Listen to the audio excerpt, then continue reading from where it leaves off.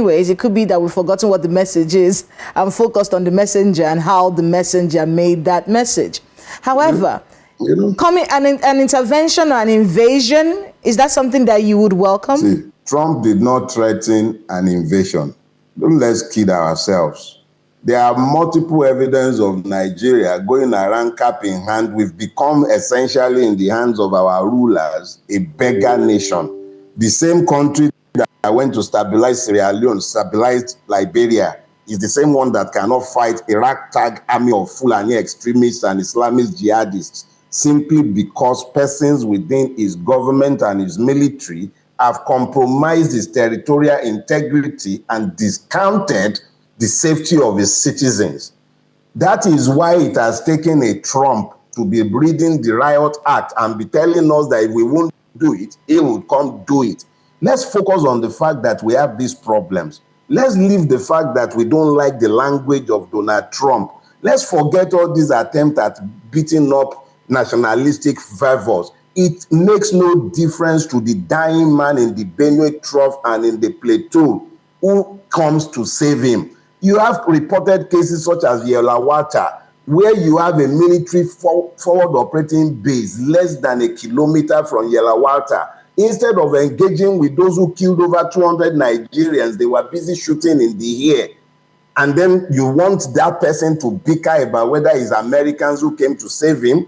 It is a function of the serial failure of the Nigerian state that we're even having this kind of conversation in the first place. But I am not interested in the nationalistic propaganda that has been coming out in response to Donald Trump's incendiary language. If we will tidy up our homes, if we will do the right thing, a Donald Trump rant will count for nothing. At the end of the day, Nigeria is not Somalia. It's not some small homogeneous community where you can come. There are more nuances to our issues than the black and white that Donald Trump would like to paint it.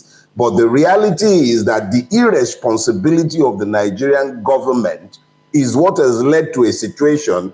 Our situation might be likened to that of an irresponsible father who has allowed his home to fall into disrepair, his children left them to serial abuse, and then a neighbor who happens to be more responsible, however garrulous you might call him, however much you might deprecate his method, he recognizes the humanity of the children that the father has left irresponsibly to be slaughtered. The man went to Benue almost a week after the massacre. He couldn't even be bothered to go to Yelawata. What did he say? Oh, the road was bad, but he could have a party in Makurdi. Please, if that is what it takes, if it will take a madman to speak to our irresponsible rulers, so be it. Or has he lied?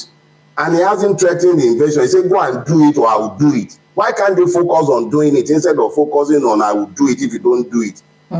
It was irresponsible for the Americans to talk about gun blazing. But how many times have we gone to ask them to come and help us? And then they can see that we are irresponsible and complicit in the mess we are asking help for. Please, I'm not focusing on Trump's language. I'm focusing on the failure of our own government and the serial failure of the Nigerian state.